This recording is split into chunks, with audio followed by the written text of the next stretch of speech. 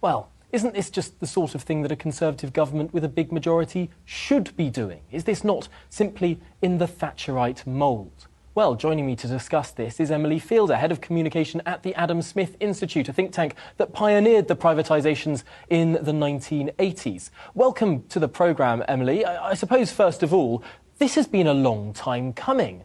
The sort of libertarian, neoliberal world has been calling for this kind of privatisation for quite some time. Why do you think it's come about now?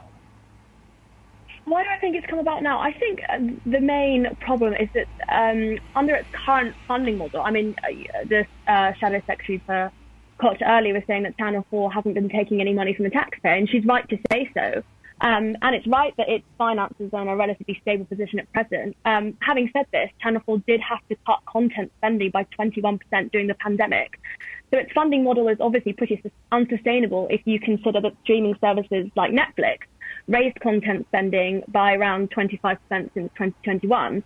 It's also the case that Channel 4's net revenue growth is likely to remain flat. So the question is really about the sustainability of the funding model. It needs more money to compete with streaming services, and it will either require taxpayer money in the future, or it will need access to private capital and investment.